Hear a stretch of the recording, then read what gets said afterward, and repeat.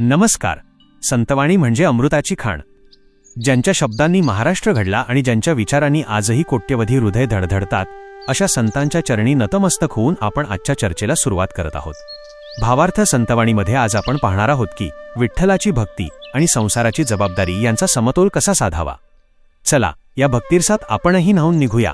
भक्ती हा असा एक पारदर्शी आरसा आहे ज्यामध्ये ईश्वराला भक्ताचे खरे रूप दिसते आणि भक्ताला ईश्वराचे वात्सल्य अनुभवता येते.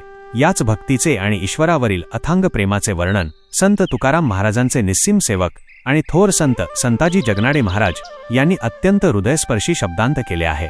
चला तर मग संताजी महाराजांच्या या अभंगातून भक्तीचा तो अमूल्य ठेवा आपण उलगडून पाहूया आणि जाणून घेऊया या अभंगाचा भावार्थ विश्लेषण, सामाजिक संदेश व वास्तविक जीवनातील उदाहरणासह. पहिला चरण, भक्ती ते माऊली माझे नचपोटी, जाणे उठाउठी देवराया. भावार्थ विश्लेषण, रसिक हो संताजी महाराज या पहिल्या चरणात भक्तीचे अत्यंत विलोभनीय असे वर्णन करत आहेत. ते म्हणतात की भक्ती ही माझ्यासाठी प्रत्यक्ष जन्मदात्री माऊलीच आहे. ज्याप्रमाणे एक आई आपल्या बाळावर निखळ आणि निस्वार्थी प्रेम करते, अगदी तसेच प्रेम भक्ती आपल्याला शिकवते. ही भक्ती कोणत्याही भौतिक किंवा शारीरिक स्वरूपाची नाही. ती मानवी देहातून जन्मलेली नसून ती आत्म्यातून प्रगट झालेली एक अलौकिक शक्ती आहे. जेव्हा एखाद्या भक्ताच्या अंतःकरणात अशी निर्मळ आणि खऱ्या अर्थाने निस्वार्थ भक्ती उगम पावते, तेव्हा त्या ईश्वराला, त्या पांडुरंगाला ते ओळखायला क्षणभरही वेळ लागत नाही. देवराया किंवा तो परमेश्वर आपल्या भक्ताची ती खरी ओढ, ती तळमळ एका क्षणात ओळखतो. ईश्वराला दाखवण्यासाठी कोणत्याही बाह्य आडंबराची किंवा दिखाव्याची गरज नसते, कारण भक्तीच्या रूपाने साक्षात एक माऊलीच भक्ताच्या हृदयात वास करत असते आणि हेच त्या देवाला त्वरित समजते. हा भक्ती आणि ईश्वरामधील अत्यंत जवळचा आणि नाजूक असा संवाद आहे जो शब्दांच्या पलीकडचा आहे. सामाजिक संदेश, आपण जे काही सत्कार्य करतो किंवा आपल्या मनात समाजाबद्दल जी निस्वार्थ भावना असते ती कोणालाही ओरडून सांगण्याची गरज नसते. हा या पहिल्या चरणाचा अत्यंत महत्त्वाचा सामाजिक संदेश आहे. तुमची निष्ठा आणि तुमचे चांगले काम प्रसिद्धीची मोहताज नसते. जेव्हा एखादी कृती अत्यंत शुद्ध हेतूने केली जाते तेव्हा समाज आणि हा निसर्ग ती कृती आपोआप ओळखतो. तुमचे कामच तुमची ओळख बनते आणि तुमचा प्रामाणिकपणा तुमच्या कृतीतून संपूर्ण जगासमोर उभा राहतो.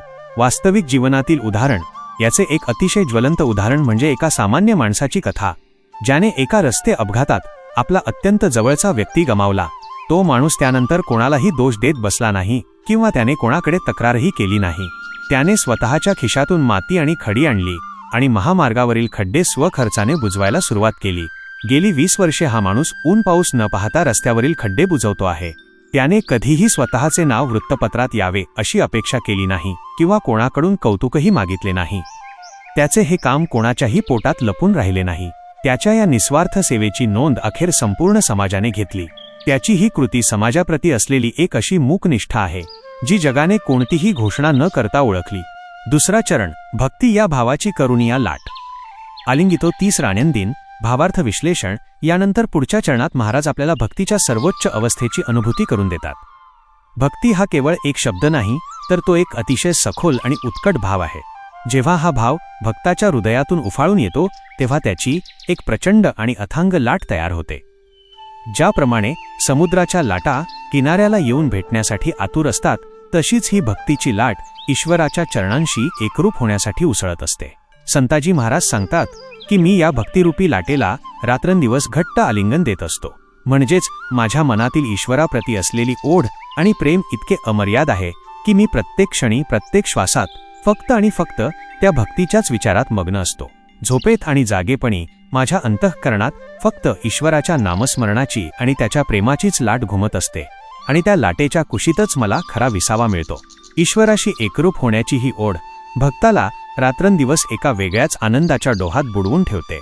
सामाजिक संदेश, एखाद्या चांगल्या ध्येयाशी स्वतःला इतके एकरूप करून घेणे की ते काम आणि तुम्ही वेगळे उरत नाही, हा या दुसऱ्या चरणाचा अत्यंत सखोल संदेश आहे.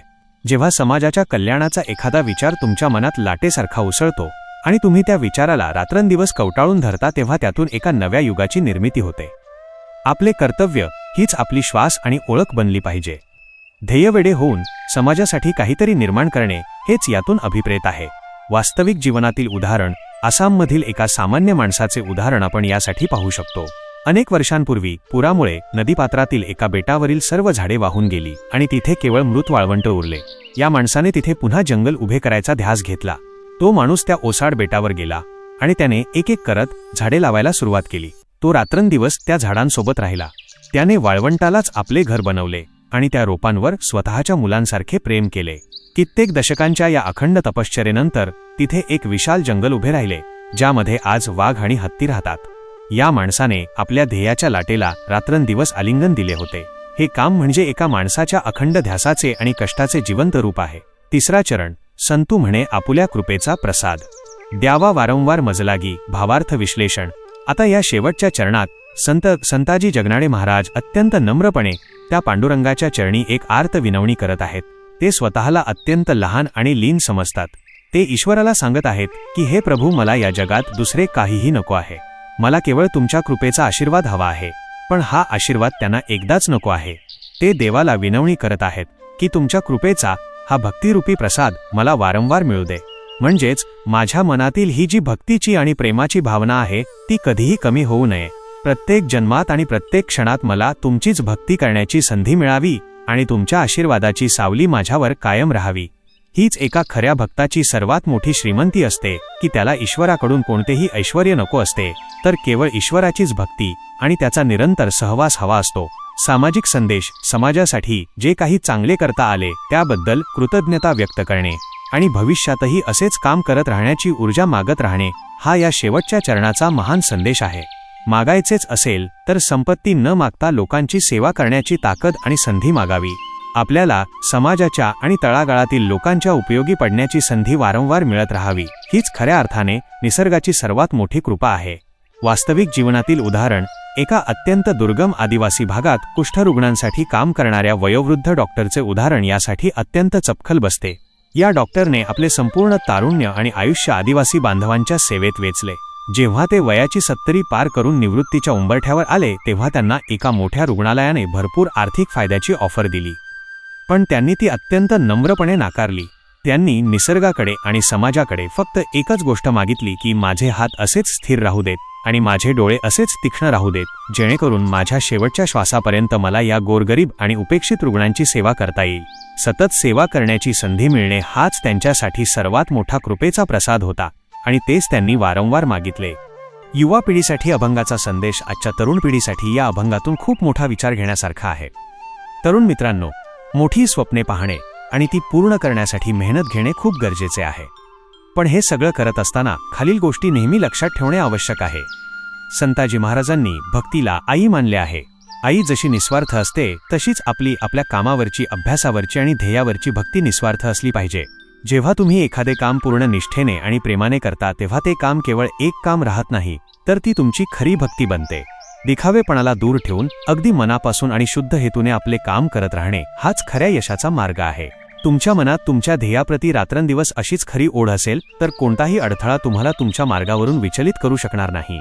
आपण सर्वांनी आपल्या आयुष्यात कायम कृतज्ञता बाळगणे आवश्यक आहे. संताजी महाराज देवाला कृपेचा प्रसाद वारंवार मागतात.